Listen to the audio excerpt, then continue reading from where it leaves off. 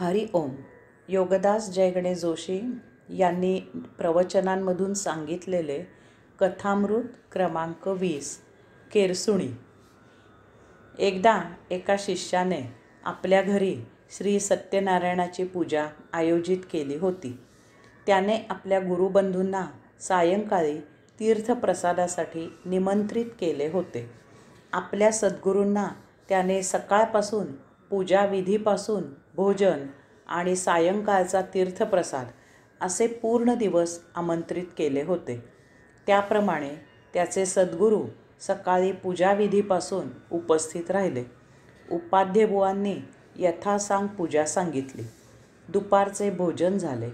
उपाध्ये यजमानांचा आणि सद्गुरूंचा निरोप घेऊन घरी गेले.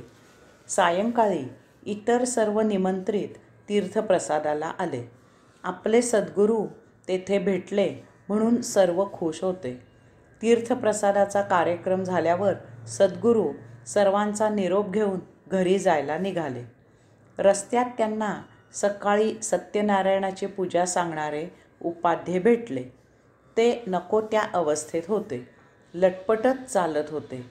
त्यांच्या तोंडाला मादक पेयाची दुर्गंधी येत होती. तशाही स्थितीत त्यांनी सद्गुरूंना ओळखले, परंतु एक शब्दही न बोलता न थांबता खाली मान घालून ते तेथून निघून गेले. दुसऱ्या दिवशी ते सद्गुरूंचा पत्ता शोधत सद्गुरूंच्या ध्यान मंदिरात आले आणि ते सद्गुरूंच्या पाया पडले. शरमेने मान खाली घालून बसले. तेव्हा सद्गुरूंनी त्यांना प्रेमाने बोलते केले. सद्गुरूंना ते म्हणाले, आम्ही धर्मकृत्याचे पवित्र काम करतो, परंतु आम्ही स्वतः अपवित्र आहोत. केरसुणीसारखे मलिन आहोत.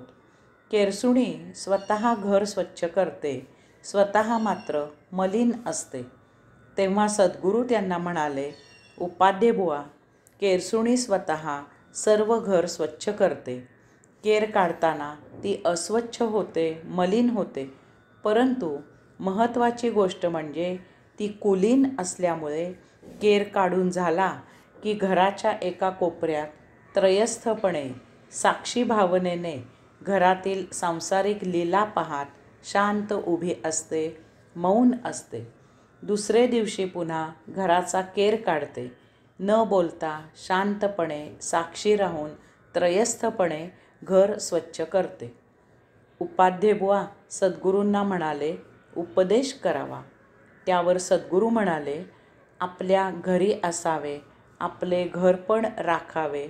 बाहेर जायचे झाल्यास घर पण असलेल्या ठिकाणीच जावे. हरि ओम.